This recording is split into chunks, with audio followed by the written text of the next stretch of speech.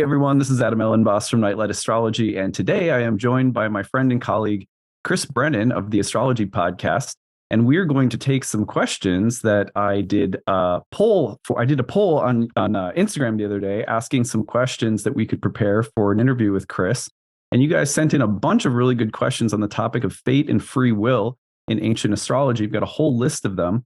Chris, of course, is world-renowned expert in Hellenistic astrology, author of the book Hellenistic Astrology, the person that I initially started learning Hellenistic astrology from. So it'll be really nice to have him here today and talk about this age-old question. Did ancient astrologers believe that everything was fated? Did they believe in some elements of free will? What were their views? And Chris is here to walk us through that and also just talk about the subject in general. So Chris, thanks for being here. Awesome. Thanks for having me today. I'm excited about this.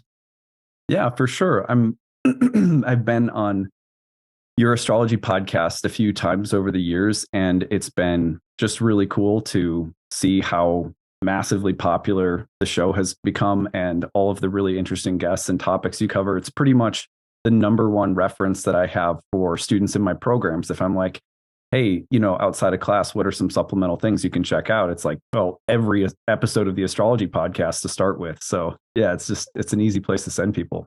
Yeah, well, and it's been great because you were in some early episodes. Like I want to say in the 50s was one of your first appearances. So you've seen my progression with the podcast over the years. And I've also been happy to see your progression of your YouTube channel and like other stuff over the years as well.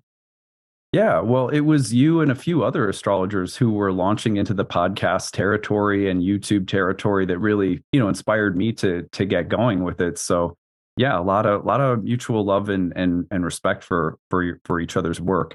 Well, we have this. I did an Instagram poll, knowing that you were going to be on, and knowing that one of the most popular topics that I get questions on throughout the year, both from students in programs as they're learning Hellenistic astrology or getting introduced to traditional astrology or maybe even horary astrology, there are always questions about fate and free will.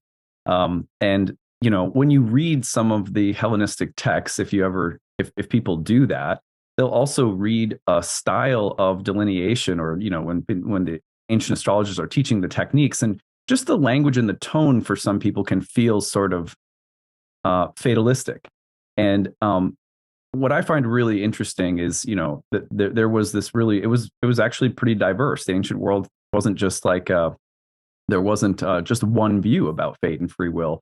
That's something that I really appreciated about your book, Hellenistic Astrology, the lengths you went to kind of outline what different people thought, and that there were different schools of philosophers who practiced astrology, and that there were different views about fate and free will. So I'm really excited to get into that today.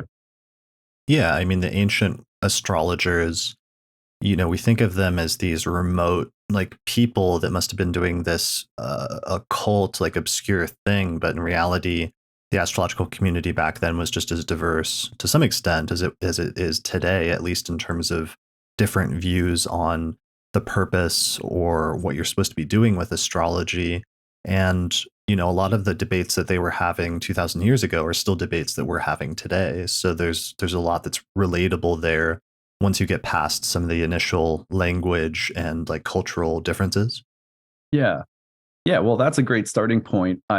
I think I got like 40 or 50 different answers to the poll. We're going to talk about fate and free will. What are the questions that you guys have? And I put it out there to my audience.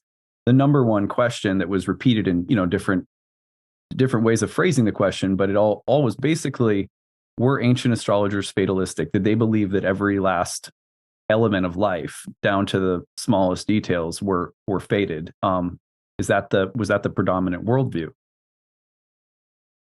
So yeah, the way I usually answer this is I usually maybe 10 years ago, I realized I was trying to come up with an overview of how to answer this question. And I came up with this diagram that kind of explains things and kind of shows things in an easy manner to understand, which is the signs versus causes debate overlaid with another overlapping circles of complete determinism, which is like those astrologers who believed that everything was predetermined, versus partial determinism, which is that the group of astrologers that thought things were only partially predetermined or partially fated. And I think this is a really good way to visualize the issue But one of the things that's built into that diagram that I think is really important to understand is it's the spectrum is like complete determinism versus partial determinism, because there weren't any ancient astrologers that thought that nothing is fated or that there's no predetermination whatsoever, because I think the basic premise of astrology was that there is some sort of concept of fate that exists out there, that the planets and especially astrology is an access point to understanding that. And that to some extent, that's the entire purpose of what we're doing here, is trying to understand fate, especially the fate of individuals and like what will happen in individual people's lives by looking at the alignment of the planets at the moment that they were born, which is the birth chart. So I think that's really important to understand and get out of the way right from the start, that it is a very fate oriented or fate focused practice. And that is part of the backdrop of the understanding of all ancient astrologers, essentially. And that's why I subtitled my book Hellenistic Astrology, the Study of Fate and Fortune, because that was really part of my thesis of the book, was that somebody came up with a system in the ancient world for studying fate, and they were actually successful in doing that. Yeah, let's maybe another question that came in that would be a nice one to throw in here is there a simple definition of the word fate? And also, people wondered if it differs at all from the word destiny, and were both of those words used in ancient astrology, and how would we define fate in maybe in the first place? Yeah, so fate is one of the ways that the Stoics defined fate was an orderly sequence of events that's in accordance with some sort of divine plan. And I think that's the broadest definition that's still relevant and more or less at the basis of our definition, our understanding of that word today, in a way that I think an ancient astrologer, an ancient person would still very much understand and relate to. How would you define it, or what would you add to that? Yeah, I like that a lot, and I'm not sure would add anything to it other than that there's yeah, a sense of a meaningful orderedness or unfolding of events, and that um yeah, and I think the reason that people often gravitate toward the word destiny is because destiny to I don't know if I'm my distinction is the correct one or not, but it seems to me that the word destiny just implies that that meaningful orderedness of events is somehow special, like, or that it's affirming in some way, Mm. of like a has a little bit more of that ring of like heroic calling to it or something. But I, I I sense that the words have been closely interrelated throughout the history of astrology, and that they wouldn't be just too different from one another. What do you think? Yeah, that's a good point. That fate, especially partially due to our the Christian context of Western society, came to be seen eventually as a negative thing or as a bad thing, and it's often associated with like the repressive versions of fate, or the idea of predetermination, that there's things that are outside of your control that you can't change or you can't do anything about, that are like the bad things in your life.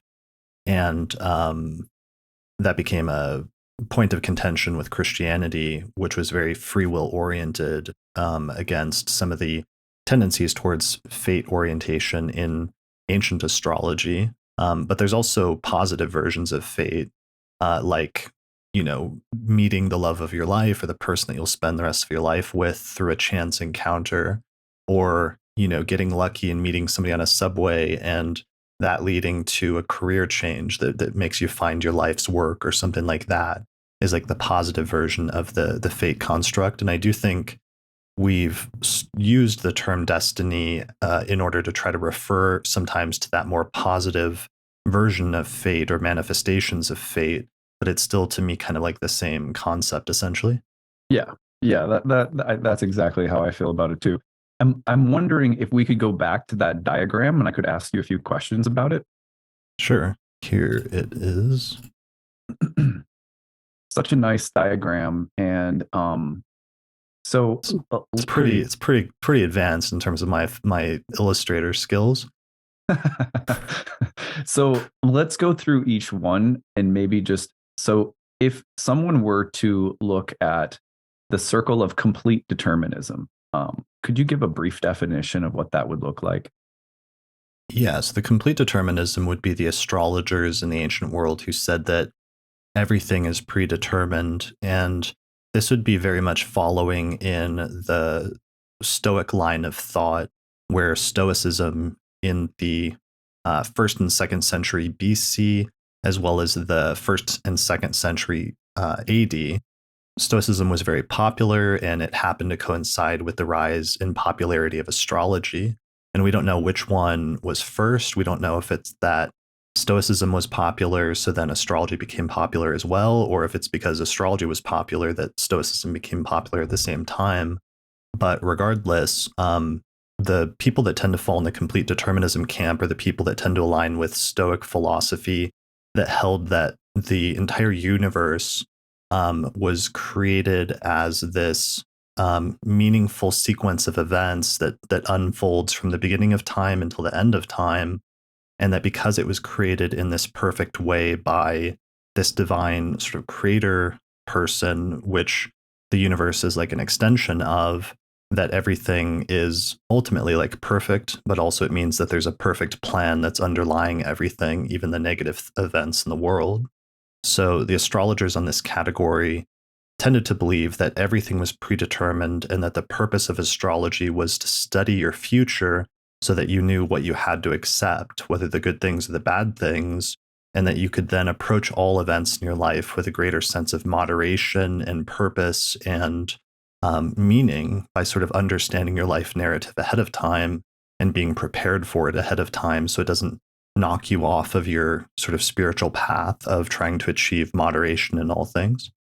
Right. I'm reminded of some of the texts in your book that you quoted, where this philosophy is sort of expressed in people like Vettius Valens, where he says, let's with this complete, like equipped with this knowledge, we'll be soldiers of fate, and we'll be able to accept the ups and downs of life. Um, and there's like a bunch of others in that philosophical portion of your textbook that are really nice, that kind of illustrate the same worldview.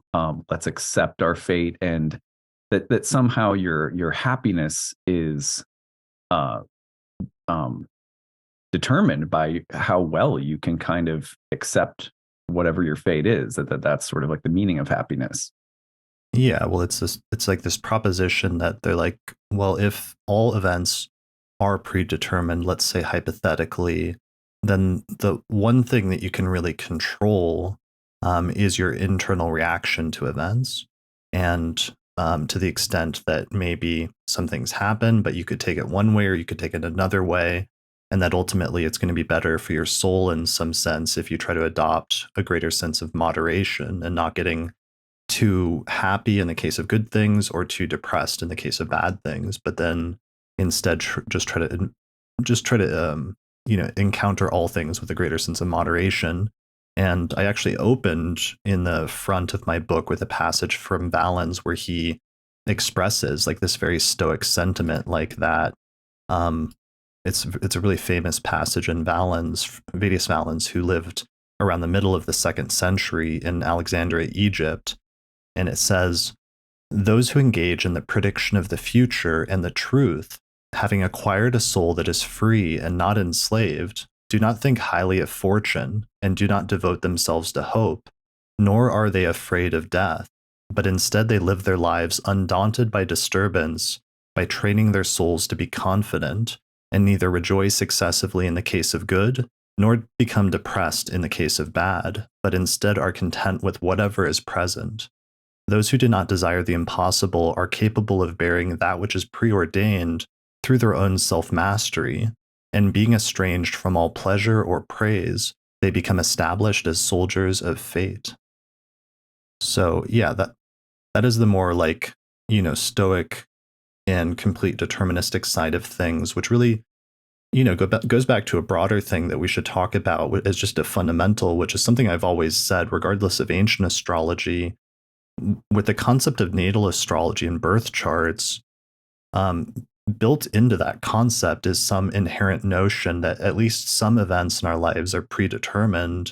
If you're saying that the alignment of the planets of the cosmos at the moment that a person is born has anything to say about their future character or events that will take place in their life, then it does imply that some things at least are predetermined. So it just becomes a question of like, how many things are predetermined really is the point that astrologers debate about. Right. So if we flip over in that original diagram to the partial determinism bubble, because on the opposite side there was complete determinism, the opposite bubble was partial determinism. So what does partial determinism look like in ancient astrology? Sure. So I think one of the biggest advocates of partial determinism was actually Ptolemy, and part of it was that it was wrapped up in his Aristotelian causal model of astrology, where he thought the planets influenced life on Earth through these different effluxes of different qualities. But as a result of that, part of his statement was that it's not just the planets that influence us, but also different circumstances in our environment growing up, our family, other things like that are all factors. There are many different causes that are influencing us during the course of our lives or at the moment of birth. And all of those need to be taken into account, so that astrology is not necessarily like the final matter or the final word on the matter. So that's kind of like one example where he's approaching that partially because of his causal views of astrology and how that alters his thinking. But there were also other astrologers like Dorotheus of Sidon, for example, who didn't necessarily use a causal view of astrology. Instead, it seemed to be more omen-based, of astrology acting as a form of divination, where it's a language that's sending signs and symbols about the future. But one of the things that Dorotheus did is in the first 4 books of his work, he practiced natal astrology and showed you how to read birth charts. But then in book 5, he has an entire book on inceptional astrology and electional astrology, where you choose different moments in the future that are going to be more or less auspicious for certain outcomes. And underlying that is the idea that if the alignment of the planets can indicate the outcome of something, then you may be able to choose one day that's better for something you want to accomplish, or another day that's worse. So you may be able to alter the trajectory of fate to some extent. Right. Yeah. And so on the partial determinism side, you have the idea that in a sense, it's like life is a little bit like rather than a straight line with all of these hash marks indicating the events of your life in a completely determined way. It's a little bit more like a 3D chessboard where, there's parameters and there are, there's the moves that you make may have some different outcomes, but there's still a sense that there's like, maybe it's not the best analogy, but there's a set of parameters, or there's certain fated outcomes that are still sort of guaranteed, like they're built into the game or something.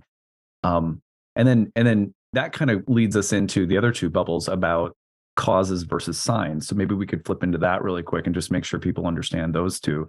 So in the bubble on the top half, there was, if I'm remembering correctly, it was signs on the top and causes on the bottom. Everyone who listens to my channel or listens to me rant on my soapboxes knows that I tend to be more of a signs, not causes kind of. If I had to guess where I fall, I'd be signs and partial determinism. I sort of land into that camp. Not that there's only one right or wrong, but that's the one I stand for. So, tell us the difference between signs and causes in ancient astrology, so people understand those 2 bubbles. Sure. I mean, the basic premise of the signs. Let's start with the causes. I mean, the basic premise of the causes definition is just that astrology works, or the mechanism underlying astrology works, that astrology is able to be predictive or tell you things about what will happen either now in terms of the alignment of the planets in the present and that correlating with events on Earth in the present, or it can be predictive about the future in terms of looking at future planetary alignments and then being able to say accurately what will be happening at that time, because the planets are literally influencing events or causing things to happen either directly or indirectly through some sort of force or some sort of physical mechanism. So that's the causes approach, broadly speaking, and there's many different conceptualizations of different possible causes. for astrology in ancient and modern times.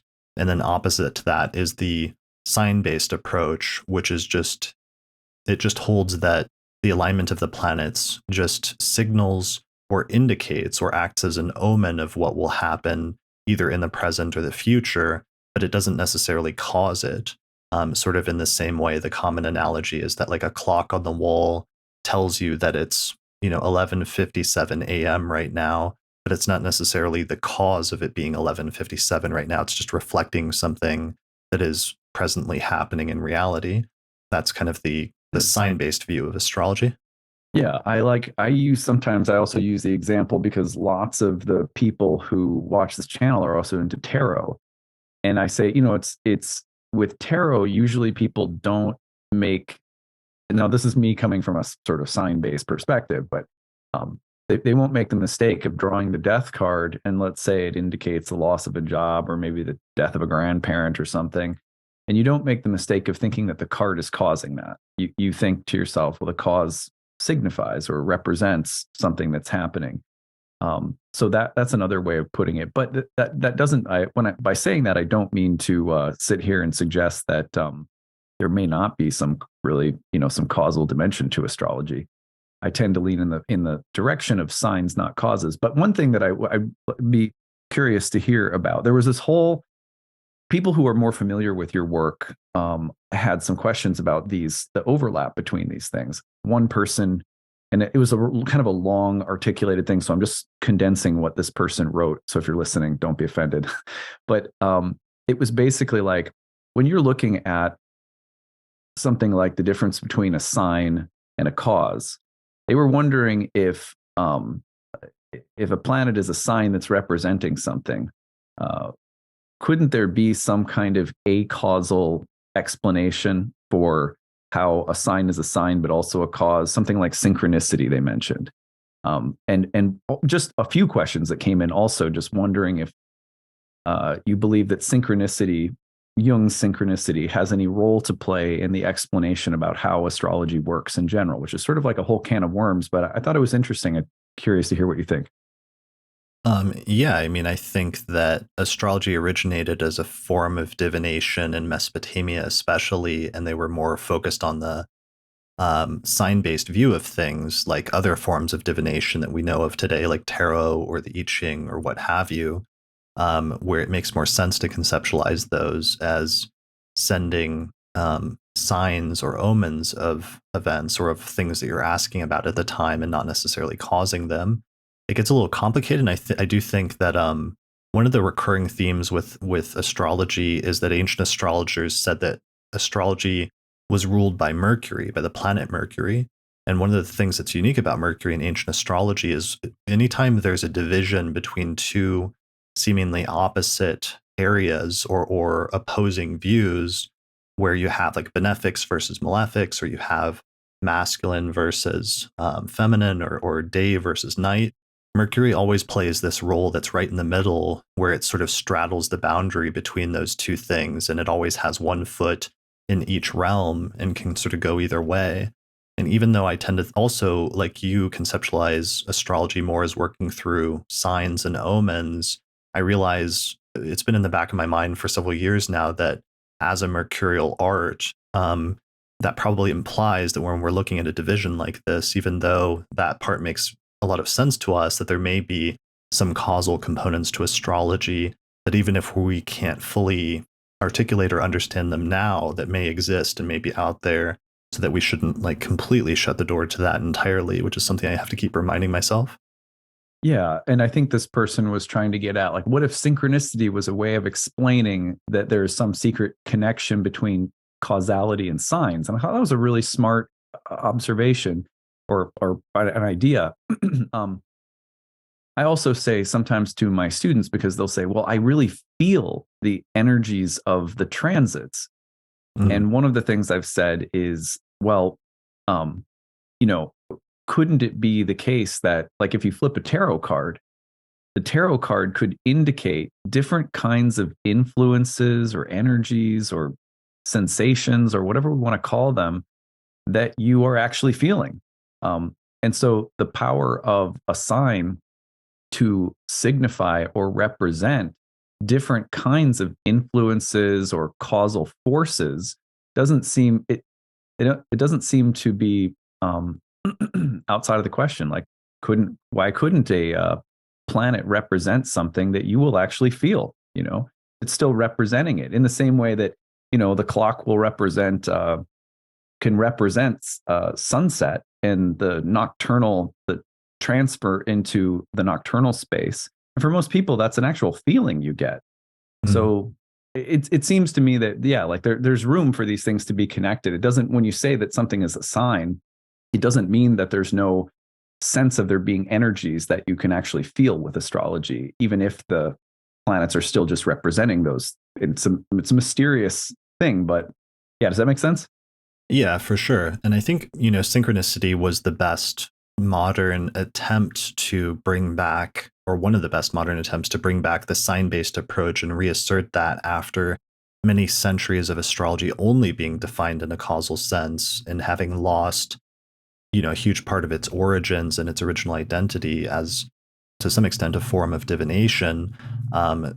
So synchronicity is still really important and useful to explore. I don't know if Jung ever completely settled on something because he changed his mind like several different times during the course of his life about different views on how astrology worked, and he entertained different options. So that's something to be careful about sometimes when talking about synchronicity, or Jung's work on it in particular, is that, like all astrologers, he was always like working with this thing and he could see it worked, but then he was constantly entertaining like different notions about how it worked and why it worked and things like that. Yeah, but I do think, again, even though, because one of the other things is like fixed stars, for example, are so unimaginably far from us, and the light that's reaching us now was like sent so long ago in the past in terms of time. That's another one of those instances where it makes more sense conceptually to me that it's acting as a sign or an omen of something rather than being a direct cause of something. But all I'm saying at this point is just that I'm more open now and trying to be more open to understanding that there may be causal factors in play than I was entertaining previously, because I think like a lot of people in our generation were very influenced by the work of Geoffrey Cornelius, and he made this very strong argument for viewing astrology purely as divination in his book, The Moment of Astrology. And I think there was a lot of really good points to that, but I'm just trying to also keep open some of these historical debates, and that there may be many different sort of nuances to this issue. Yeah, I agree with that. I feel like that same kind of openness, like Jeffrey came and spoke with my students in, like, I think it was like 2014, and he came for a week, and we had this retreat and everything, and he developed and presented his view as astrology as divination. It had a huge impact on me.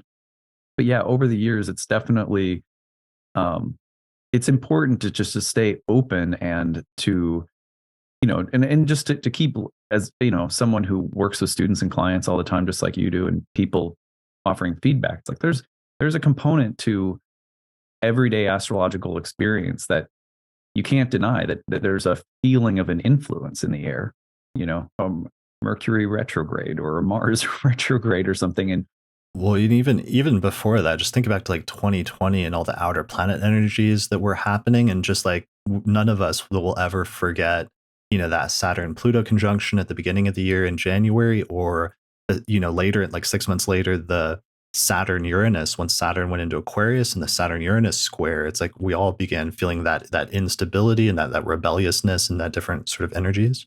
oh yeah, great point. Yeah, and there's definitely circling back around to what you said, just because I know I always get people saying, where can I learn more about this topic? Well, Chris, you have done some episodes on Jung and astrology on the podcast that people could refer back to. I really recommend, if you have never heard Chris's podcast, the Astrology Podcast, that you go check it out. We'll have a link in the description of the video and stuff like that. But you did some episodes on Jung and astrology. There's been some great books written, like Jung on Astrology. And was that edited or written by Saffron Rossi? Yeah, Saffron Rossi and Kieran Legraisi. And I did 2 episodes with each of them on Jung's work, but the one that might interest this listener the most it was episode 148, titled Jung on Synchronicity and the Mechanism for Astrology. So there's only an audio version of that, but if they Google it, they'll find it on the podcast website. Yep. And then there's a couple of books that have been written by Liz Green on Jung studies in astrology. And, you've mentioned those on the podcast before as well. And so if people are interested in learning more about this interesting portion of today's conversation, those would be some good books to check out. You can, if you just search Jung and astrology on Amazon, you'll find all of the texts that we've just mentioned too. Mm-hmm. Well, continuing down our list, we're probably not going to get through everyone's questions today, just so everyone knows in advance. I'm going to try to pick some other ones. One question that I thought was really interesting was, is fate the same concept as karma? We know that Indian astrology and Hellenistic astrology there's a lot that they share. There's some big differences too, practically or in terms of techniques and methods and so forth. But this question was, is fate the same concept as karma? Or are they just different words for the same thing? And if not, are there any really meaningful big differences? Yeah, I mean, I think that, fate is mentioned very frequently in all the Western texts and seems to have been the primary preoccupation of most ancient astrologers in the Roman Empire for many centuries. But I haven't found any references to karma in Western astrological text in terms of the actual astrologers until the past century, when Alan Leo and some of the theosophists started, drawing on Hinduism and Buddhism and other Eastern philosophies and integrating them actively into Western astrology. So from my perspective, just from a historical perspective, that's how I look at it from a purely with my historian hat on. That would be part of my answer to that. Yeah, I mean, as someone who just spent a number of years that got initiated in a yogic lineage and did a lot of reading and studying of the Upanishads and the Vedas and so on, the Indian philosophical tradition, it's hugely diverse. So one thing to keep in mind that I would say right away is that there's not one single way of looking at or understanding karma in India, just like there isn't one single way of talking about or understanding fate, or how much is fated and how much is open. And so you almost have to think that there's a whole philosophical ecosystem in India talking about karma, what it is, how it works. You even have in the Bhagavad Gita, you have Krishna saying that not even the wisest sages understand karma. So, I mean, I think it's tempting to want to make the two concepts the same, but I don't think they are. I think that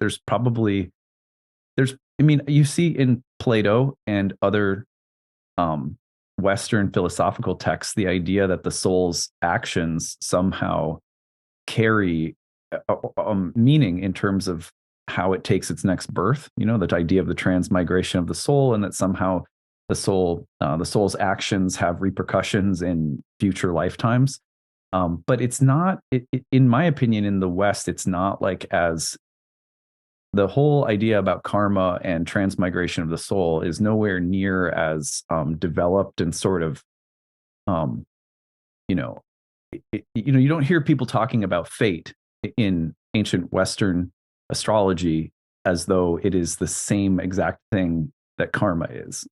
So you almost there's a little bit more of the sense, at least I get the sense in reading the texts and so forth, that you have a little bit more of a concern with this lifetime. Not that there isn't a belief in more lifetimes potentially among different schools and stuff, but I just get the feeling that the idea of fate is a little bit more about what you're doing right now in this lifetime.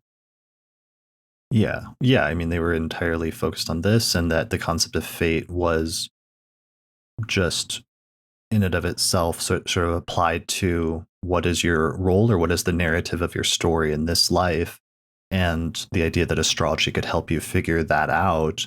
And that in and of itself was just seen as really impressive. If you can use astrology to figure out your current life narrative for the next 60 years or what have you, and what your purpose is here or what you're supposed to be doing, that was kind of like sufficient. And I don't think they often like went beyond that to asking like, you know, because usually like ideas of like karma seem like it then extends concepts of fate to a mechanism of why things are predetermined now in this life by extending the causal chain to before you were born, and the premise that there were actions that you took in the past that led to why things are now. And that's where you get some of the ideas of karma and reincarnation, even though they're kind of like separate concepts.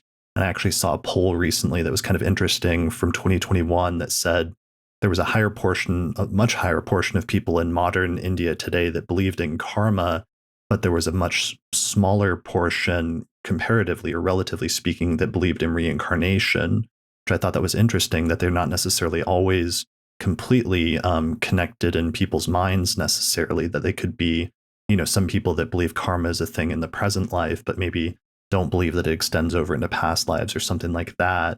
So that's why sometimes, even though those are connected, it might be good to sometimes consider them, whether they might be defined separately. Yeah. Yeah. It's interesting to note that, as far as I understand, Stoics did not place, and we know that a lot of early astrologers were probably Stoics, or that there was strong connection between, astrology in the Hellenistic world and the Stoic school of philosophy, and that Stoics were not particularly, I don't believe that they emphasized the idea of a personal soul, that you, there's an essence, that there's like that all souls are part of like a universal or something, but I don't believe there was quite the emphasis on the soul trying to transmigrate through successive lifetimes to reach some kind of personal enlightenment. Is that correct? Yeah, I don't think there was. I mean, the closest you could get to that is just the idea of the eternal recurrence, and the idea that the universe is like so perfect in its sequence and orderliness, and the plan that it has, this master plan, that eventually the universe would sort of like collapse, but then it would expand or be reconstituted at some point again, and then things would like repeat the exact same way over again, or something like that in some versions of Stoicism. Right. Yeah. And it's a little bit, you're going to get a little bit like there's a different feeling in Indian astrology, not that I'm trying to represent all Indian astrologers right now, but like, for example, there might be the eternal recurrence of the events in the universe. Might be, some Indian astrologers might describe that as like samsara, that you're supposed to try to migrate out of that cycle or something like that. So I don't think that, going back to the original point, is that I don't think that fate and karma are identical, although they're both really interesting and obviously have both been, you know, they've been at the heart of what astrology's been about in the East and West for a really long time. So I think Yeah. but they're not, I don't think they're identical though. And I probably couldn't hash out the differences much more than we've already done, but hopefully that answers this question a little bit. Yeah, and I think it's really important because like karma and reincarnation provide part of the philosophical or religious backdrop that's allowed Indian astrology to continue to flourish over the past 2,000 years, whereas in the West, you know, astrology became so closely linked to the concept of fate that when there was this new religion that came along that said that if you join this new religion, that you'll be freed of fate and you'll be freed of your birth chart. I really think that was actually one of the primary things that led to just this massive rise in the popularity of Christianity at such a rapid pace in the early centuries of the Roman Empire, just because one of the things that's been little explored is just at the time it provided an alternative to what we could almost say in some instances may have been an over emphasis on fate by some of the early stoically inclined Hellenistic astrologers, so that some people might have, seen an alternative to that as like a really appealing alternative.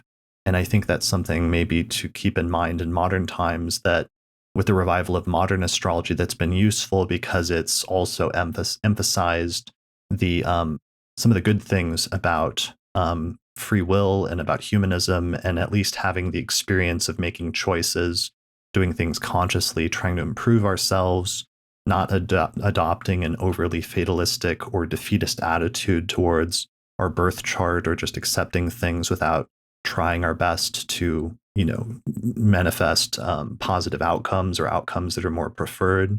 There's a lot of good things there in modern astrology that I think are being blended together with some of the techniques and other philosophies that have been recovered from ancient astrology recently that are really good. And we're creating a new synthesis now that hopefully will create a more balanced astrology for the future. Yeah, that's a great point. And a really nice point about why the rise of the popularity of Christianity, and its relation to astrology being freed from the fate of a birth chart. It's interesting that recurs in India in places too. I remember some of the texts, the purports that I read, some of the texts in the Bhakti yoga tradition that I got involved in for a while. Basically said, an analogy that was often used was that once you sort of take to the path of yoga, it's like if you're a fan that's been plugged into the wall and you have electrical current spinning the wheels of the fan, and that's karma. Once you take to yoga, you're pulling the cord out of the wall, and although the blades will keep spinning by momentum, you're no longer plugged in. And then the idea was that from that point on, even though you may still be connected to a birth chart, sort of like, well, and this is Krishna Bhakti, so there's many different forms of bhakti, but Krishna will take over for the administration of your karma personally, whereas everyone else who hasn't given themselves to yoga will get more of an impersonal objectivist, like they'll be ground by the wheels of their karma, by the gears of their karma.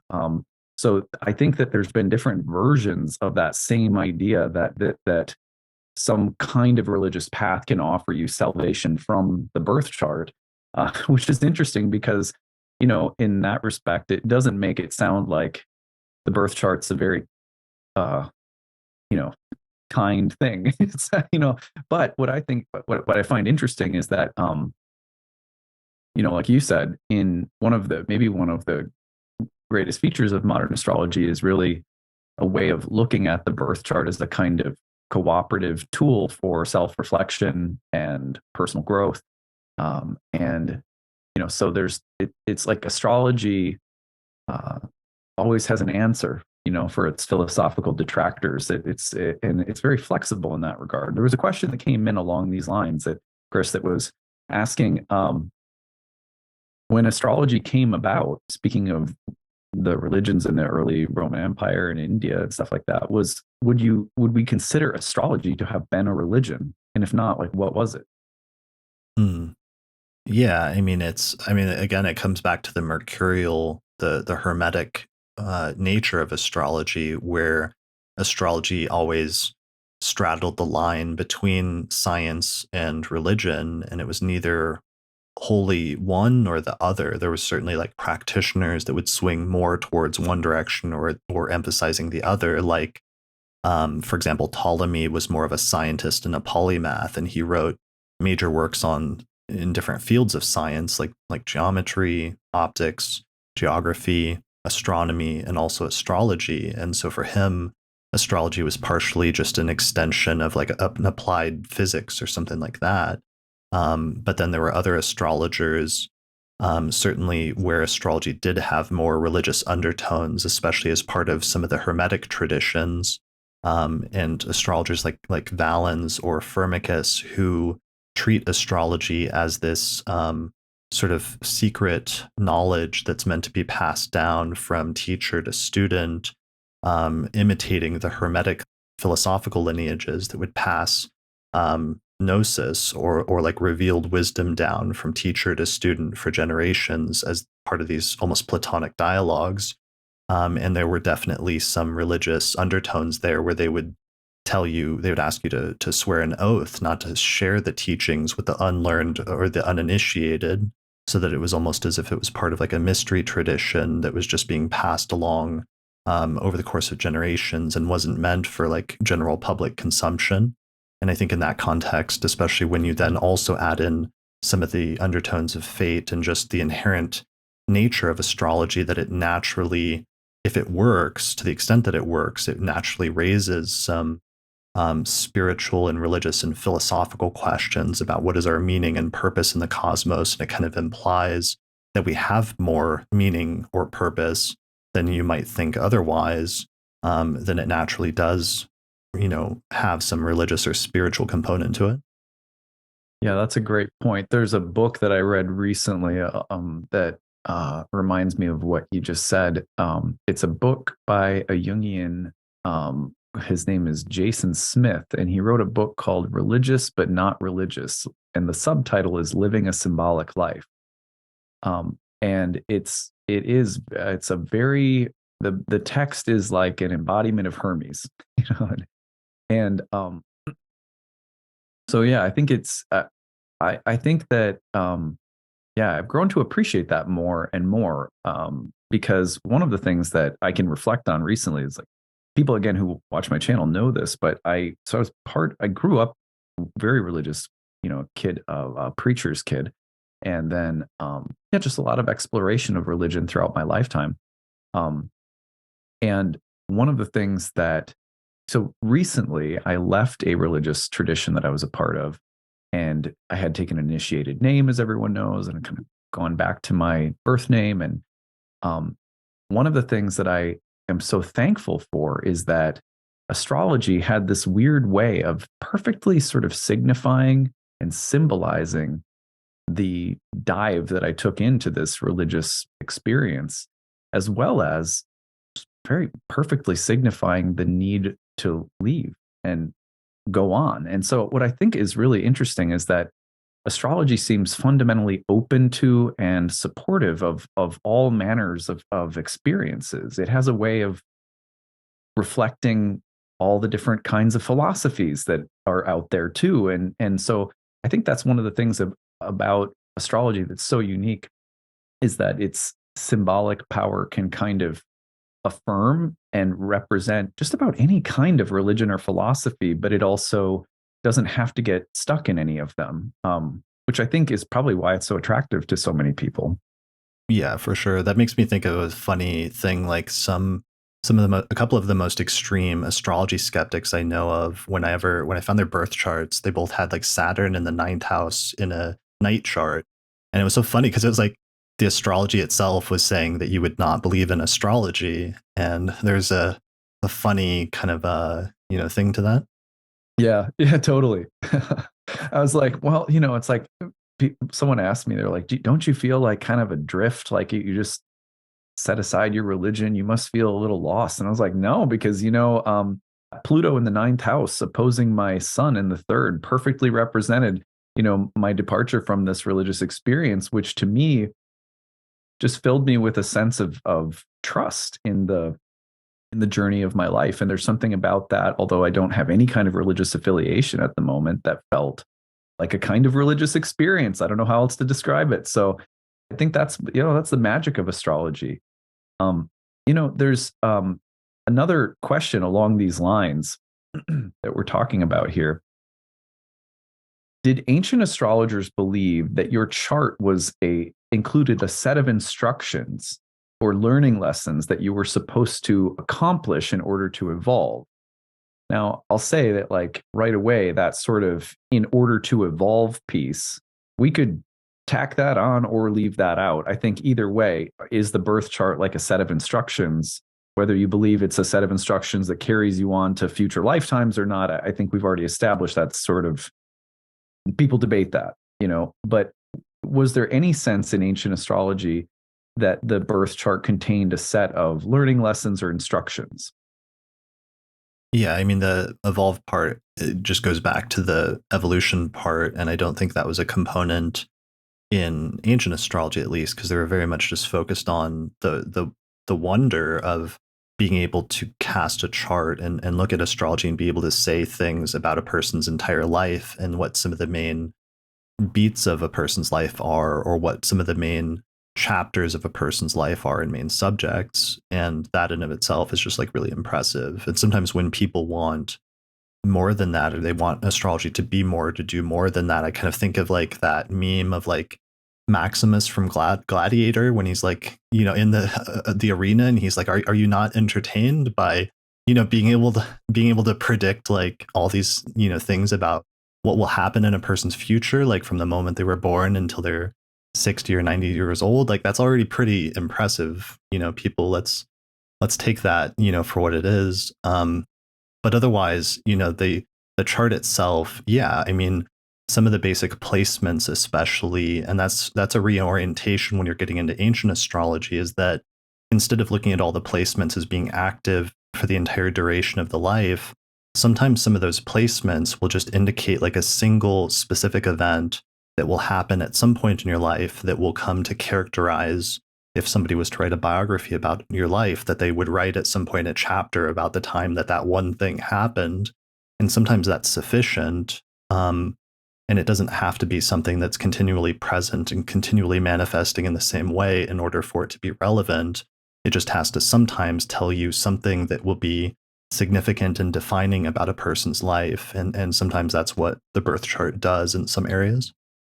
Yeah, I like to, one of the reasons that I go back to, at least, again, without wanting to be too dogmatic, and I have a tendency to get really dogmatic about the astrology as divination thing, but the the thing that I like to remind people of is that in the ancient world, to go and see a diviner, I'm just using that word loosely, but to go and see a diviner would require sometimes a sacrifice, and whether that sacrifice was a long journey, like a pilgrimage, or to a temple, or if it was, sometimes literally like bring a goat, or something like that.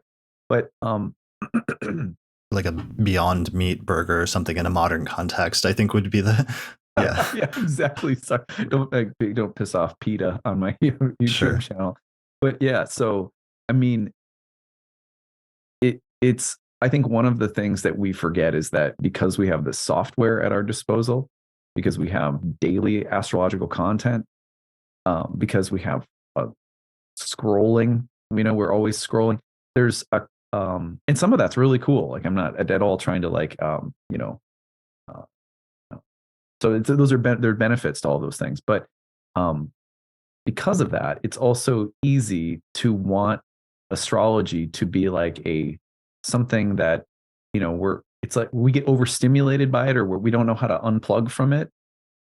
And so it's kind of like, yeah, I feel like if you were to talk to your therapist every single day, therapy would sort of lose its value, because it's good to let some water pass under the bridge and then go and speak to a therapist. You don't want to take note of every single dream you have, because if you, even in like dream tending classes, they'll say, like let some dream water pass under the bridge, and then you'll notice that some really stand out.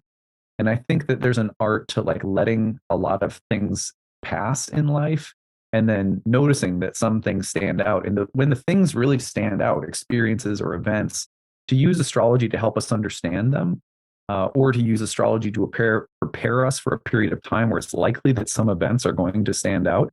I think that's a really good use for it. But I feel like we can, and I would call that a kind of a divinatory mindset, at least. But it seems like if we're always looking for astrology to give us a set of instructions or learning lessons that are like ever present 24/7 all the time, then I think it'll probably disappoint us, or we might start getting obsessive about trying to improve ourselves. Whereas if you use it in the way that I'm describing, I think that you'll often find that those events will pop up with a set of implicit meaning or learning lessons or something like that. Yeah, for sure. I mean, there's a lot there. One of the things I wanted to mention in respect to something you said at the beginning of that was that there's more and more evidence that keeps coming out that astrology during the Greco-Roman period, especially in the early Roman Empire in Egypt, was something that was practiced, not exclusively, but it was one of the things that was practiced in the Egyptian temples. And that when people would come to the temples with like an issue or question, that there were these priests who would cast a person's birth chart and then try to provide answers within that context, using astrology as one of the forms of divination. And so there was a really not just religious, but kind of like a sacred component to that. and much more of a sacred sense to astrology in the ancient world in some instances, which is something that in modern times, with the sort of under our current context of like capitalism and the commodification of astrology, that we've lost a little bit. That probably would have been more present in the ancient world, or even would have been more present prior to the past century, when astrology was something that was less accessible to just normal everyday people, and that you had to have a lot of really advanced training in order to access. So that was one thing I wanted to mention. And then what was the last part, the second part you were focused on?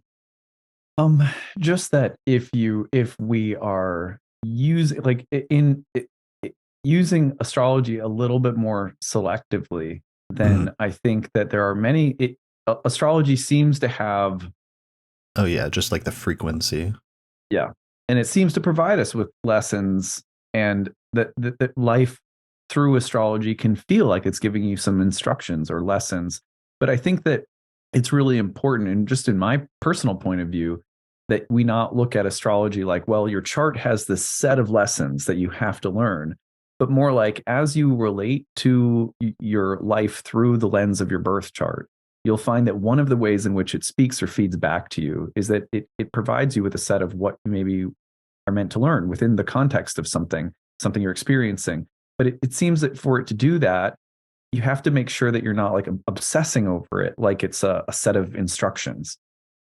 Yeah, I mean, I think during the course of a student or an astrologer's career, every astrologer that I've ever known goes through different periods of like waxing or waning in terms of the level of frequency to which they pay attention to their own birth chart or their own transits, or the birth charts and transits of everybody around them, or the mundane transits and like current world events. I think different astrologers go through different stages, and especially early on there's a stage where everybody does that really intensely and sort of obsessively, and that's okay to a certain extent, as long as it doesn't verge into being unhealthy, just because it's part of the process of learning and immersion. And just as if you were immersing yourself in a language, if you were trying to pick up Arabic or ancient Greek or Sanskrit or something like that, like the best way to immerse yourself into language is to like go there and live there and just do that 24/7. Right. And that's how you really internalize something.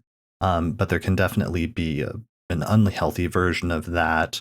Um, but for the most part, it's still something that for astrologers, for people that become astrologers, astrology is like this code or this language that's happening behind reality, that's sort of like telling you what's going on at any given moment in time.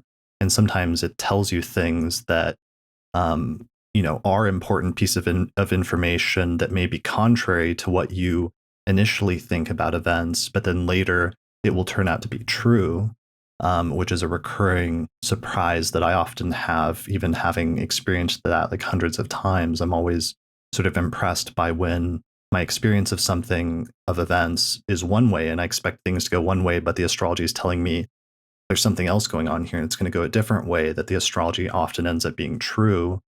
And I think there's still, though, but where I was going with that is that there's a healthy component to that, which is that all astrologers are using astrology as a process of studying the unfolding of their life purpose or life narrative. And during the course of your life and your career as an astrologer, you will always be digging that up in different stages, and sometimes coming to new understandings or new realizations about your birth chart as part of a lifelong process of finding out who you are and what you're here to do. And there's something just very beautiful and very interesting about that as a phenomenon that we experience as astrologers. Right. Yeah, that's true. I think there's also this way in which just naturally living a life and using astrology as a way of reflecting upon it. Um, it sometimes I feel like that is more satisfying to me than using astrology to try to figure out why I'm here, what I'm supposed to do. Although I don't think they're mutually exclusive. Like sometimes I feel like astrology is giving me this feedback about how to individuate, or yeah, what my purpose is, or what the lessons might be in any situation or time in life. There's this other level where it's almost as though astrology is just providing me this, like you said, like, are you not entertained? Like like astrology is just providing me this archetypal lens through which to appreciate the richness of experience itself. And so, like, even just being able to like reflect on the fact that the way something happened, took place while the moon was opposite Mars, like, oh, wow, Right. that got heated. Then I reflect on the fact that the moon was opposite Mars. And somehow it's like a balloon in my chest is just blowing up. And I go, wow, it just changes. Then I have to experience that and that sequence of events and the consequences. And maybe I have to, make up with someone after an argument or something. But somehow astrology itself, set aside the lessons and the purpose, just provides us with, it expands our appreciating capacity for experience itself. And I think that it's important to have that kind of relationship to astrology alongside of always mining the chart for like moral or spiritual imperatives or like purpose or something. Mm. Yeah, for sure. To retain that sense of just like wonder that it works at all, and how rich the language is and how well it can describe these different levels of human experience. Yeah. Yeah, totally. This is interesting. Uh let's see. This dovetails with another question. So we're talking about fate and we're talking about instructions, things that that you're here to learn. There was also a rich practice of astrological magic in the ancient world. And there were also debates about whether or not astrological magic should be used or not. We're not going to be able to tell anyone what to do or not to do about this, but could you just outline for us, like, what were the views? Was astrological magic used by everyone, but was it used by some astrologers and not by others? What were the debates like about it? And what would be some examples of how astrological magic was used in relation to the birth chart?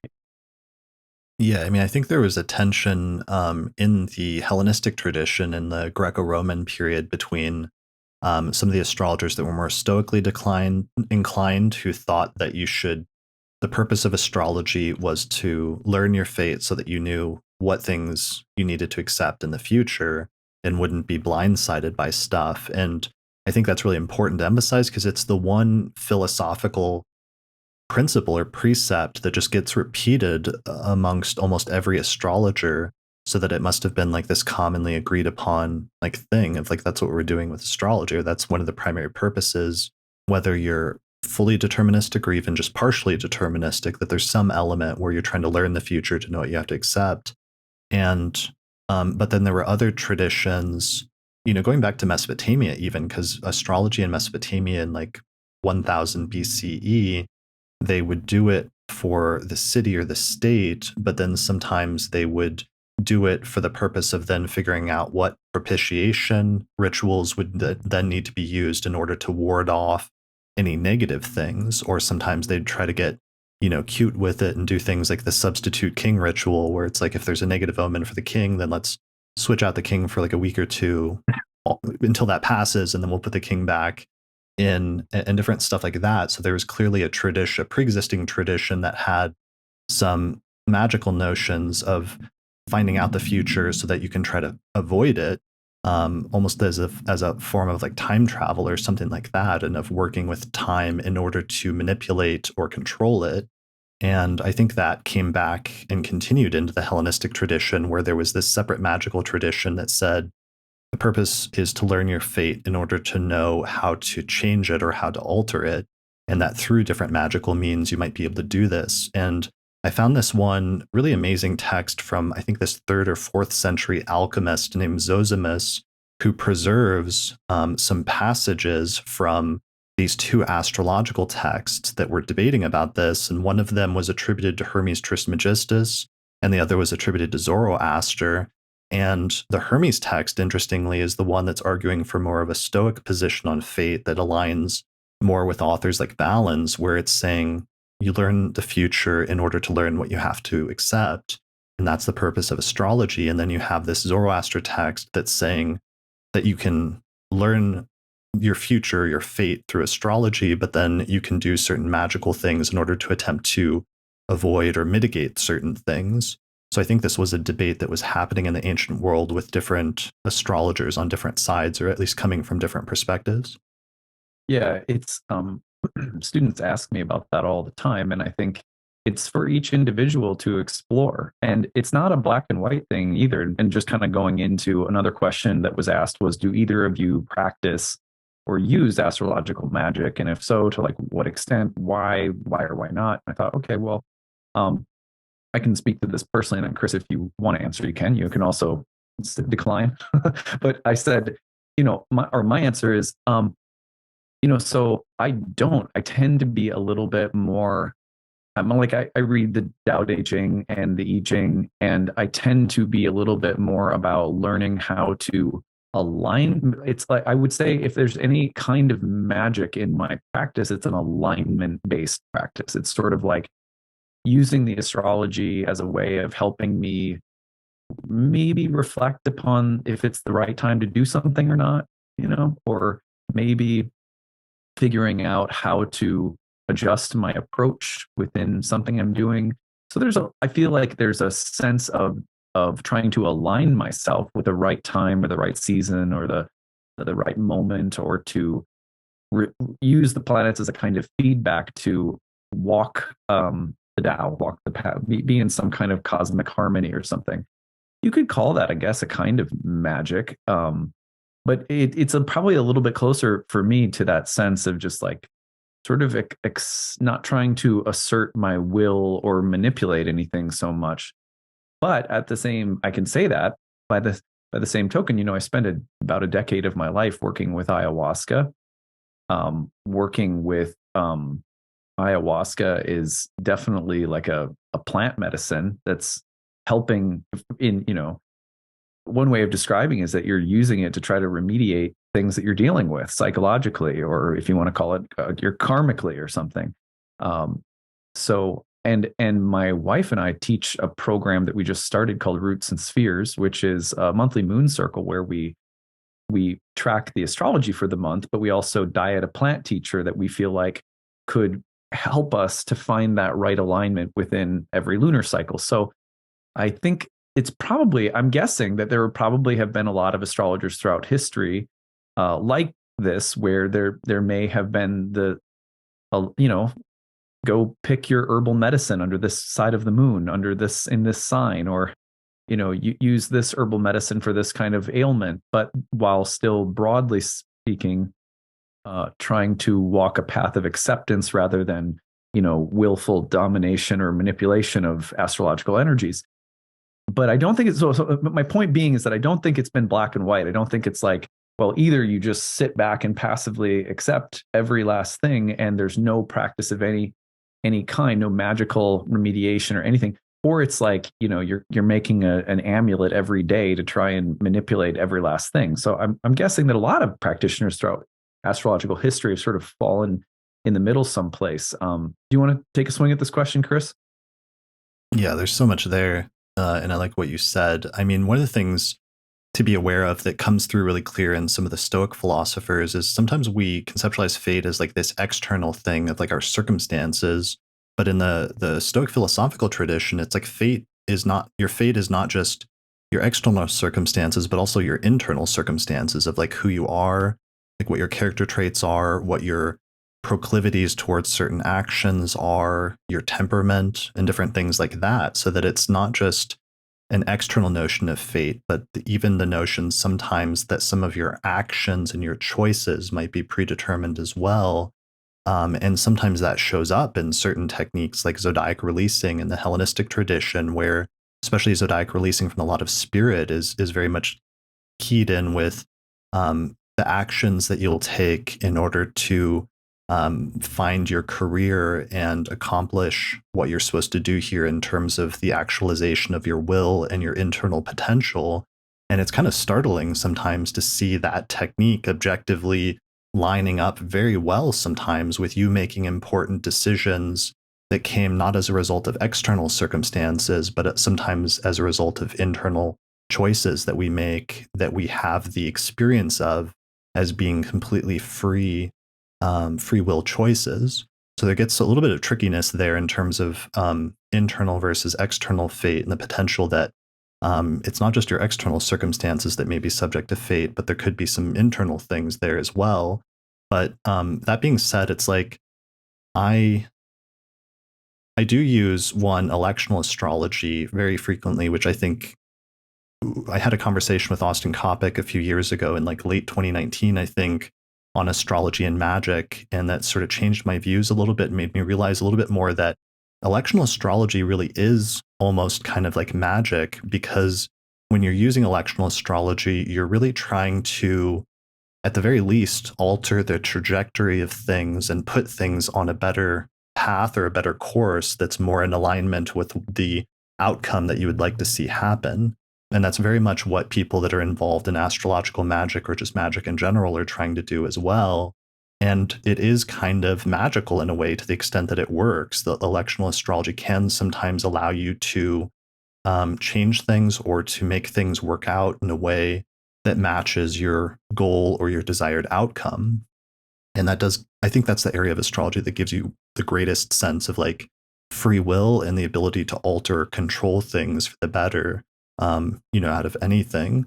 But that being said, nothing will teach you about the restrictions of fate faster than trying to find a set of electional dates and realizing very quickly that you don't have unlimited options, and that the circumstances of time and location and practicality impose certain restrictions on you, so that you're never going to find like the perfect ideal electional chart. There's always going to be some things in it that are not optimal or that you don't like, and that you end up having to accept as trade-offs for things that you do like. And that becomes an additional sort of interesting part of the fate and free will dialogue, is sometimes having the choice in front of you and being able to make the choice consciously of what the good things and the bad things are that you're going to accept on an ongoing basis, by paying attention to the moment in which you're initiating actions and what the potential is in each of those moments every single time. It really gives you a very like firsthand experience of the fate free will issue and the interplay between those two areas. Yes. Go ahead. There was one last thing, which is just, even if things are predetermined to some extent or even 100%, I think as astrologers, something I've always said is that we have to act as if they are not, because of the limitations of being able to say 100% what will happen with astrology. Because astrology is a language that works through symbolism and omens, there's always going to be like a barrier where you can't, it's not like getting out a crystal ball and looking into the future and seeing like a movie that shows you exactly what's going to happen in terms of all the details and the sequence of events. Sometimes it's more broad than that, even though it can be quite advanced and quite impressive, like how far you're able to go with that in terms of predicting very specific things. But nonetheless, no astrologer is ever 100% certain until they get there and they see the full manifestation and the particular way that things work out. And as a result of that lack of 100% certainty leaves wiggle room where you should never resign yourself 100% to thinking that you know exactly what's going to take place in the future, and that you should just accept, especially any negative things that you think are going to happen in your life based on your chart or your transits or what have you. But instead, we have to always try to push for the best possible outcomes and push for the best possible scenario, because oftentimes, sometimes at least as astrologers, if we do that, we'll find that the outcome in the future was not as bad as we expected, or that there was a much more favorable way that things ended up turning out than our initial like pessimistic assumptions or thoughts about something. So I think that's where there's a sort of free will that lies in astrology, even if we're adopting like the most deterministic mindset. That's a great point. I sometimes use an analogy when it comes to archetypal prediction. Um, if if as an astrologer you're trying to be like David Copperfield and wow people, you're probably trying to throw one dart and hit the bullseye. I think what we're really trying to do as symbolic, as a hermetic activity that's symbolic and archetypal in nature, I'll call it that, is more like taking 5 darts and just trying to hit the board with all 5 of them. The likelihood is that if I describe what Saturn opposing a person's Venus could mean in 5 different ways, completely unique ways of reading that symbolic interaction. And I try to keep those thematic. For example, um, the maturation of Venus, Venusian things becoming more, a love relationship becoming more mature, like a wine that's aging well or something, or the death of a relationship, or what. So I describe them in different ways. Um, it's likely that one of those darts, when I'm speaking to a client, will have hit really close to the bullseye, if not the bullseye. And in doing so, there's always someone when they are first learning about astrology, they'll be like, "Isn't that cheating?" And it's like, well, no, not if not if my goal isn't to try to impress someone with my predictive, concrete predictive success, like a David Copperfield, and I think that the other thing that does too, when we learn to read transits or understand astrological prediction in this manner, and there's some cases like in horary where maybe that's not appropriate. If someone's saying like, we're trying to conceive, will we be successful? You may not want to, that there are forms of astrology that I think may be more concretely, predictive, and people may or may not be drawn to those or whatever. But if we work this way with birth charts, then the other thing that we can do is we can, knowing, okay, there's this realm of Saturn Venus possibilities that are coming in. Then if you say, well, there's some fault lines in my relationship, well, and this transit's coming in the next year, well, that's a good time. If you know that, you can start talking like, hey, let's go get some therapy. Let's go to counseling together. You can be proactive when you have some sense of where those fault lines are. Or like, for example, clients will come in and maybe they have Pluto ingressing into their first house in Aquarius coming up. And I've heard myself say more than a few times to people who know astrology and are worried about their health, well, don't wait for a crisis. If there are some basic, obvious ways, you might be able to take care of yourself a little bit better, and you know what those are. I don't, but if you know what those are, do them now, because what could be the harm in just taking better care of yourself? And then you never know how you might also be creating an environment in which you have a little bit more resilience if you get sick or whatever. So I think yeah. So anyway, I'm just kind of not some feedback about some of those points you made. Really, yeah, I couldn't agree more with those. Yeah, that made me think maybe there's a way we could summarize that in a sentence. I don't know if this is perfect, but just workshopping this here, that the success of astrology is not in how well you predict the exact concrete outcome in each individual case, but rather in how well you can describe the overarching archetype.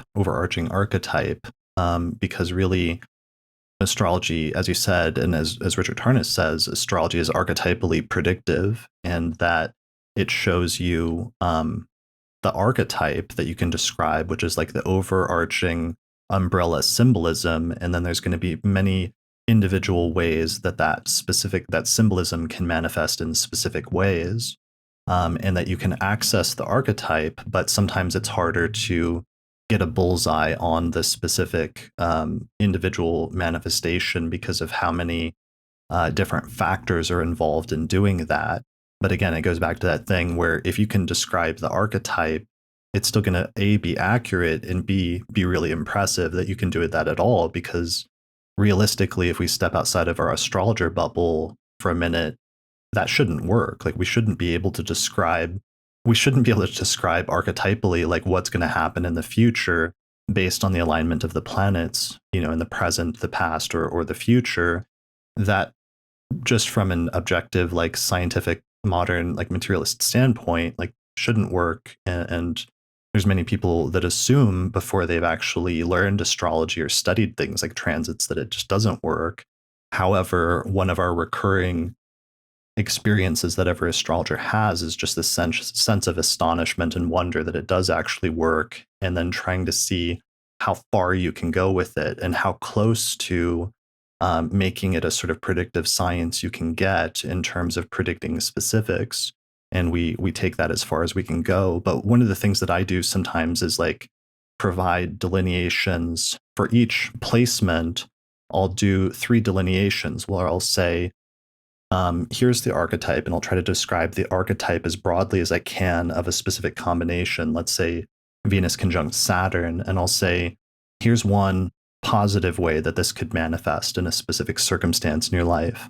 And then here's a second delineation that's a more negative way that this could manifest in your life in a specific scenario. And then finally, here's a third one that is a more neutral manifestation. And then that gives a sort of range of both describing the archetype as well as trying to get more specific about different ways that it could manifest in a range of positive or negative ways on that full spectrum. And then, asking the client or talking to the client about how it has manifested at this point, and if it's been on one side of that spectrum of experience or another. And I think that's important because I saw somebody on Twitter recently that was like a younger student who was kind of complaining that astrologers tended to use chart examples where they already knew what the outcome was, and they were focused on a placement, but then describing it in these super specific ways of this is how the placement manifested for the client in this super specific way. And they were frustrated because they said, but would you have said that ahead of time? Would you have predicted that specific concrete manifestation ahead of time? And I think what's important to understand is when astrologers use these highly specific examples and then describe the outcome, the purpose is to teach students and also for the astrologers themselves to have learned this is a specific manifestation in a person's life of this archetype, because it's really important as a student or for a student to learn the full range of manifestations, because sometimes there can be unique ways that things can come about in a person's life that you didn't expect or didn't anticipate because you just didn't consider that as a possibility. But the more you learn about astrology and the more you consider different possible manifestations that could happen from different archetypes, the better you can be about trying to make specific predictions in the future. Right. And, that goes back to something that I said at the beginning, which is that sometimes I'll find that students of traditional astrology will say, those texts seem so fatalistic. Right. And I think some of that is actually more about language and tone and culture. Because, if you read, for example, Firmicus Maternus, whose book is like just chock full of delineations, this planetary combination or planets making aspects and planets in houses and so forth. And you'll find, all sorts of delineations in ancient texts. But I tell my students there's no reason to believe that they were that different from us, in the sense that, they would have anticipated not so much. I mean, maybe in some cases there were people who were more super literal. Like if you have this combination, then it means that a wild dog will bite off your arm or something, something like crazy. But I think you can read those texts archetypally as well. So, there's almost, I feel like the texts are written in a way that is teaching you about different manifestations of the underlying symbolic values or correspondences. So it's like, if you have Venus and Saturn, you'll see a list of delineations. And that list, people, when we read the ancient texts, there's a tendency to want to take that list literally, like a cookbook. And then we think, well, ancient astrologers, they were so narrow and limited and literal. But I don't think they actually were, because you see how diverse those delineations were from text to text. And really the texts themselves were probably teaching students to think about symbolic interactions on a kind of an underlying level. Like here's a list of delineations, but if you're studying astrology, you would be looking at those manifestations as possibilities, not just a concrete list of ways you should always predict. Yeah. It's a metaphorical dog that will bite off your arm, rather than a literal dog. Metaphorically eaten alive by dogs is how you'll feel during this year. Sometimes, I mean, what you said, the ancient astrological texts all seem to have this pedagogical approach to teaching where they give extreme examples, and they tend to frame, especially some astrologers like Firmicus, who's very over the top, tend to frame things as the most extreme possible manifestation for teaching purposes, because those delineations are meant to be evocative and to point you to the under or the overarching archetype that's underlying those delineations. And then the more that you can understand those evocative examples as pointing to something broader, the better of a chance you're going to have of predicting more specific outcomes or different variations of those outcomes on a spectrum that might be a little bit more neutral or even good. But you first, anytime like you want to establish a spectrum, you first have to establish the extremes. So one of those extremes is like, fully benefic, like what is the best possible outcome versus fully malefic, what is the worst possible outcome. Once you've established those extremes, then you can find the different shades of gray in the middle. And that's really important to keep in mind when you're reading that stuff. That being said, it's like every once in a while, some of those ancient texts, like you'll see something in the news where it's like, it's 2022, 2023, and like somebody through a freak accident just got eaten by a dog or something like that, or like a pack of wild dogs or something like that. And it's like, even though we're living in the early entertained. Yeah, exactly. I mean, still sometimes extreme, weird, bizarre, either misfortunate or extremely fortunate stuff does happen in people's lives and in the lives of people around us. And so it's good to be aware of those most extreme possible outcomes and what would correlate with that.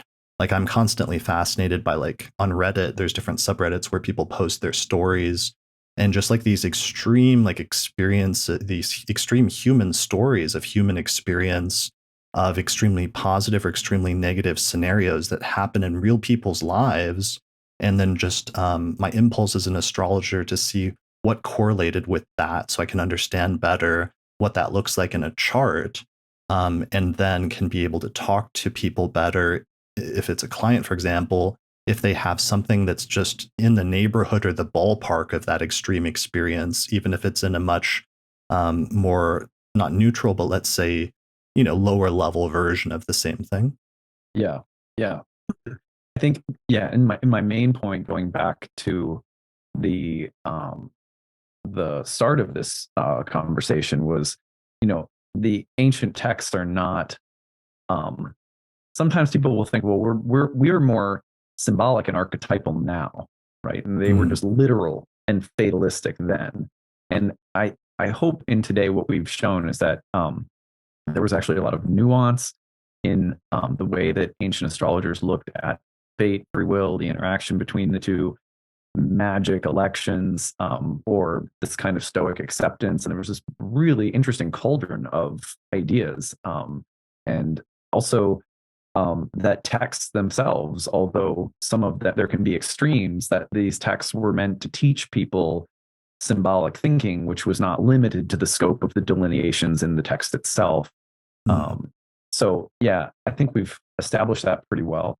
One last question that I want to talk about is that when I first started studying, and a lot of the time when students come to study Hellenistic and they've been exposed to like nothing but modern astrology, one of the things that they'll come in with, and that I was exposed to when I first started studying too, is this idea that the birth chart is nothing but possibilities. That it's just kind of a set of possibilities or potentials. That's the other word I was thinking of.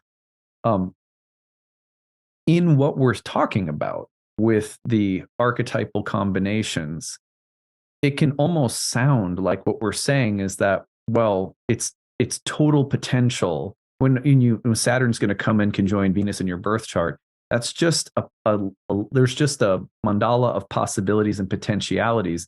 And right. It sort of rests on your shoulder to like get it right or something like that. Maybe we can speak a little bit about that idea and where that comes from, and yeah, just your thoughts about that. Yeah, I think in late 20th century astrology and the generation of astrologers, especially that came into the field in the 1960s and 1970s, when the integration of modern depth psychology, especially the work of Carl Jung, was like fully integrated into astrology.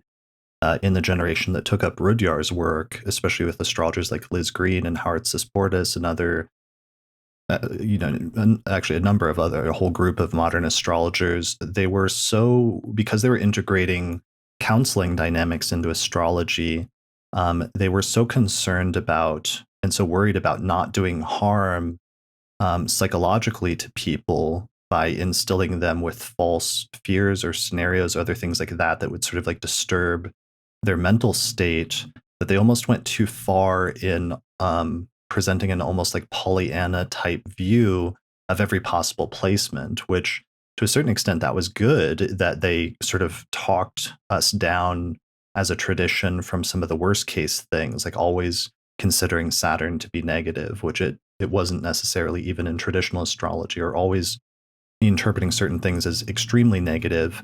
There was such an extreme trend to never say anything negative that it went too far. And we really saw the like opposite end of that, or the repercussions of that, in instances like, in 2020, for example, where there were a lot of astrologers that predicted that it was going to be a tough time for various reasons, and went further or not as far than others. But one of the things I really learned from that time period in watching the community was just the downside of, if an astrologer has a philosophical makes a philosophical choice never to say anything negative, then there are going to be some people afterwards, when a negative event does happen, that say, why didn't you tell me? Why did you withhold that information, or why did you try to spin it in such a constructive light, when what I actually experienced was a real time of trauma and hardship? And I think that's one piece that we have gained from ancient astrology that's very useful, is we've brought back some of that ability to talk about concrete external events and be a little bit more realistic about when sometimes the experience of those energies or those archetypes is going to be tough. And I think that's helpful and important, because I think it's more validating for a client to be able to talk to somebody that's acknowledging real areas of hardship or difficulty or trauma, and then be able to go from there, instead of just ignoring it or kind of trying to sweep it under the rug in some sort of misguided attempt to, not harm the client by saying things that might be unsettling to them. So obviously there's a balance there, because you can go too far in the opposite direction of like, saying things that are negative or making predictions that aren't going to be helpful to the client or could be psychologically harmful. And I do think astrologers should always have the primary, like, operating number one rule of like, do no harm, in the same way that they have in the medical tradition. But there needs to be some sort of balance there, because sometimes when things get unbalanced, there can be unexpected outcomes. Yeah, that's a great point. And I think, I remember, I think it was William Lilly in the beginning of his text on horary astrology, which is called Christian Astrology. And that text is not, it's an interesting, the title is interesting because it really has nothing to do with Christianity per se, but it's just like a great text on horary astrology that he wrote. At the beginning of that text, anyway, right. It's a Christian astrology text that's composed of like 90% of like earlier Arabic Muslim authors that he was drawing on. Yeah. Yeah. Good point. And I think if you did a whole, you've done some talks on that text in particular on your podcast that I really loved. Right. But I'm thinking that it had to do with the climate of religious belief at his time, that he named it that too, right? Yeah, probably, because there was increasing like attacks, during the Renaissance and early modern period from the church, that were not good in terms of trying to ban astrology or get rid of it, especially, the branch that he really practiced, which was horary, which is the branch that it was a lot harder to defend on naturalistic terms as a science, because it's just like more obviously like tarot or something like that, that just looks like a form of divination. Yeah. So in the beginning of that text, he says, deliver their hard fate by degrees. I believe that's one of the things that he said. Like, if you should come, or it might. And there's something similar that's said in Firmicus in his note to the students of astrology. He says something about like kind of like deliver the blows gently, sort of like. And I I think that's important because, we might sit down and look and see, we've been using the Saturn Venus example, and you might think, well, based on this situation, it sounds like divorce is coming, based on what the client is telling me and so forth. But you should treat that situation like, well, you don't know exactly what's going to happen. You could outline that as a possibility among others. But I think the philosophical point I want to come back to is that even in a situation like that, that doesn't necessarily mean that what you're saying implicitly on a philosophical level is that there is no fate or destiny whatsoever, that it's all up in the air somehow. I think that more often than not puts too much pressure on people, because usually what comes in to that sort of possibility void is the sense that, well, it depends on how conscious you are, what you'll get, is like sort of rides on you and how enlightened you are, something like that. And which, there and again, going back to where we started today, there's some, I think probably you and I would both land in the camp of there being sort of a partial determinism, and like there's some relation between our choices and the unfolding of fate.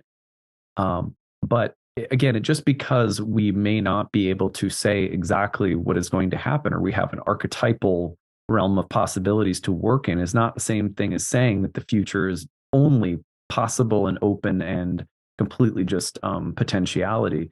So that's where I stand anyway, where I would say I can't go that far. I have to say, no,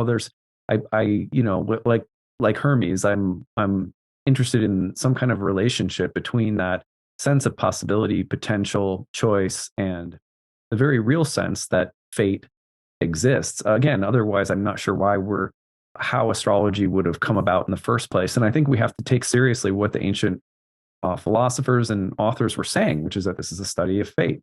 That doesn't mean that there's no room for choice or possibility, but to go to the opposite extreme, to me, it's like an opposite extreme. If you go, everything is completely fated, the opposite would be to say that somehow everything is completely open and nothing but potential. And again, I think that Hermes probably wants to weave those things together somehow. Yeah, for sure. I mean, I think what you said at the very beginning was really important, that astrologers know to take any delineation with a grain of salt because they understand that astrology is archetypally predictive, and therefore there can be different possible outcomes on that spectrum of like positive to negative for any position, and you don't know 100% ahead of time. But a client doesn't know that. And so sometimes a client will take what the astrologer says much more seriously. And that's where we have to be cautious with the way that we word things, and that the astrologer is careful and conscientious of how the client is going to receive what you say, and that there may be different people, depending on their mental state and ability to take in different things, that may be more or less capable of hearing certain things from an astrologer without it becoming detrimental to their mental health. So that's like a super important thing to pay attention to and be aware of. And then with respect to your last thing, because I know we're getting towards the end of this here, I want to take the position that fate is actually a good thing. And I'm actually very pro fate, because I think we need to take into account not just the challenging things that come with certain things being predetermined or fated in terms of hardships that we experience in our lives, but also some of the positive things as well. And that there's this beautiful sort of interweaving of the positive and negative events in our life, of like the negative hardships that we had to experience in order to have this positive thing later on, or this positive thing that occurred that eventually had some negative outcome, but it eventually became tied in with our overall life story.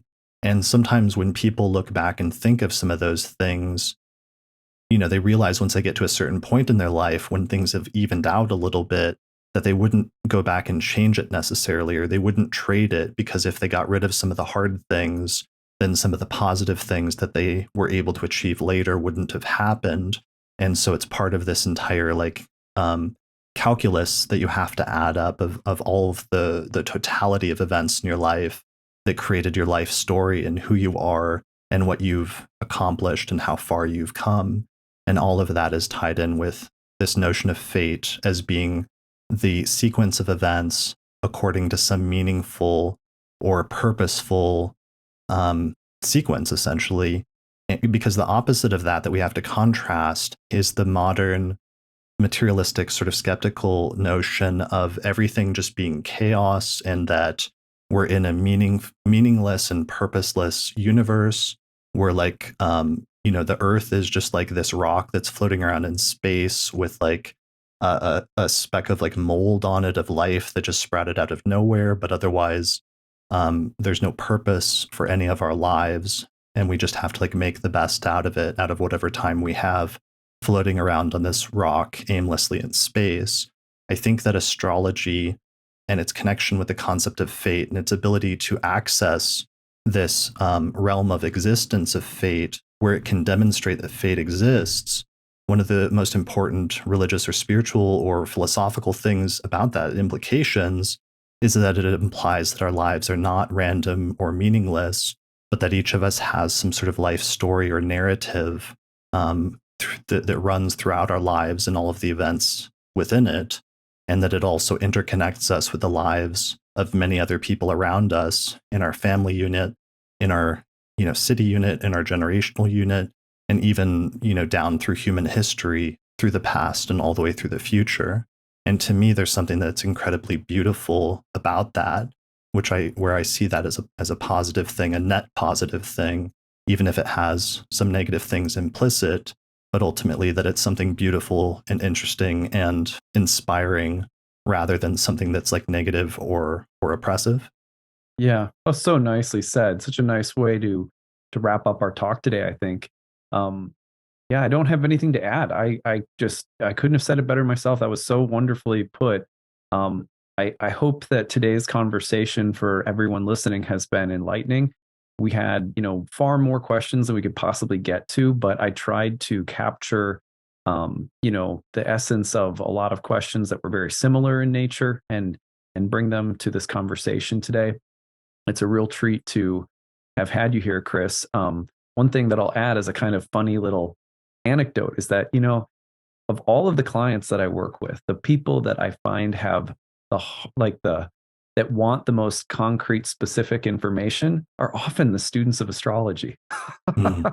Because I think that as students of astrology, people are working with those archetypal possibilities and they can flip the jewel so many times.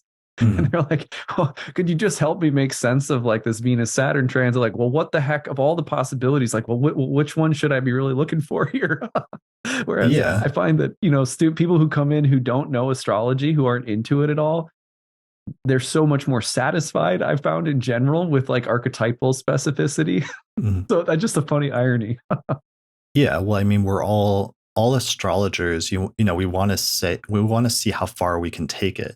Almost like astrology is like this car, and you want to see, just like you want to get in, you want to see how fast you can drive it. You want to see how specific can you get with making predictions about future events that turn out to be true. And I think that's a natural tendency for all astrologers once they learn the potential of astrology.